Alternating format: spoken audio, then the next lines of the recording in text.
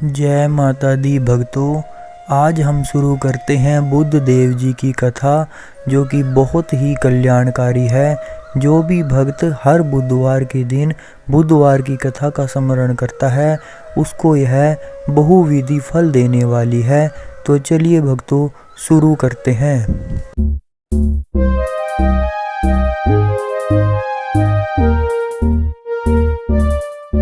एक समय किसी नगर में एक बहुत ही धनवान साहूकार रहता था। साहूकार का विवाह नगर की सुंदर और गुणवती लड़की से हुआ था। एक दिन वो अपनी पत्नी को लेने बुधवार के दिन ससुराल गया और पत्नी के माता पिता से लड़की को विदा कराने के लिए कहा। माता पिता बोले, बेटा आज बुधवार है, बुधवार को किसी भी शुभ कार्य के लिए यात्रा नहीं करते। लेकिन वह नहीं माना और उसने वहम की बातों को न मानने वाली बात कही। दोनों ने बैलगाड़ी से यात्रा प्रारंभ की। 2 कोस की यात्रा के बाद उसकी गाड़ी का एक पहिया टूट गया। वहां से दोनों ने पैदल ही यात्रा शुरू की। रास्ते में पत्नी को प्यास लगी तो साहूकार उसे एक पेड़ के नीचे बैठाकर जल लेने के लिए चला गया। थोड़ी देर बाद जब वो कहीं से जल लेकर वापस आया तो वह बुरी तरह हैरान हो उठा, क्योंकि उसकी पत्नी के पास उसकी ही शकल सूरत का एक दूसरा व्यक्ति बैठा था। पत्नी भी साहूकार को देखकर हैरान रह गई। वह दोनों में कोई अंतर नहीं कर पाई। साहूकार ने उस आदमी से पूछा कि तुम कौन हो और मेरी पत्नी के पास क्यों बैठे हो?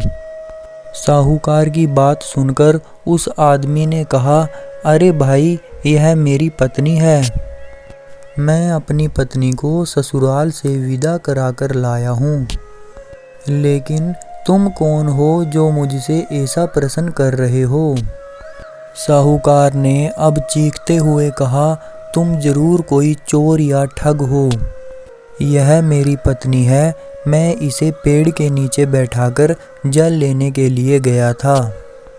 इस पर उस व्यक्ति ने कहा, अरे भाई, झूठ तो तुम बोल रहे हो।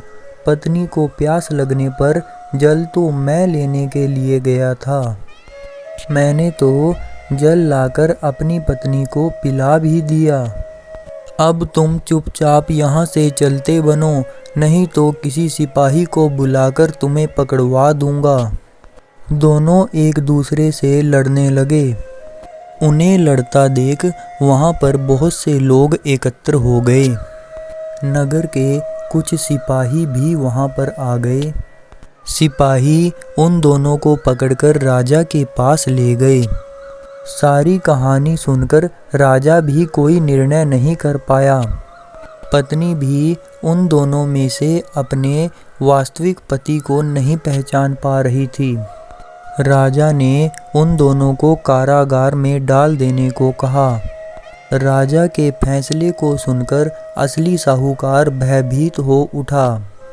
तभी आकाशवाणी हुई, साहूकार, तूने माता पिता की बात नहीं मानी और बुधवार के दिन अपने ससुराल से प्रस्थान किया। यह सब भगवान बुद्ध देव के प्रकोप से हो रहा है।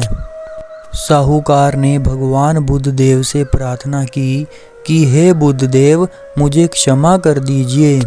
मुझसे बहुत बड़ी गलती हुई। भविष्य में अब कभी बुधवार के दिन यात्रा नहीं करूँगा और सदैव बुधवार को आपका व्रत किया करूँगा। साहूकार की प्रार्थना से प्रसन्न होकर भगवान बुद्ध देव ने उसे क्षमा कर दिया। तभी दूसरा व्यक्ति राजा के सामने से गायब हो गया।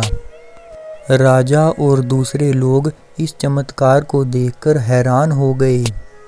भगवान बुद्ध देव की अनुकंपा से राजा ने साहूकार और उसकी पत्नी को सम्मान पूर्वक विदा किया कुछ दूर चलने पर रास्ते में उन्हें बैलगाड़ी मिल गई। बैलगाड़ी का टूटा हुआ पहिया भी जुड़ा हुआ था। दोनों उसमें बैठकर नगर की ओर चल दिए। साहूकार और उसकी पत्नी दोनों बुधवार का व्रत करते हुए आनंदपूर्वक जीवन यापन करने लगे। भगवान बुद्ध देव की अनुकंपा से उनके घर में धन संपत्ति की वर्षा होने लगी। जल्द ही उनके जीवन में खुशियां ही खुशियां भर गई। बुधवार का व्रत करने से स्त्री पुरुष के जीवन में सभी मनोकामनाएं पूर्ण होती हैं। तो भक्तों, कैसी लगी आपको ये बुधवार की व्रत कथा? प्लीज़ लाइक, शेयर और कमेंट करके ज़रूर बताना।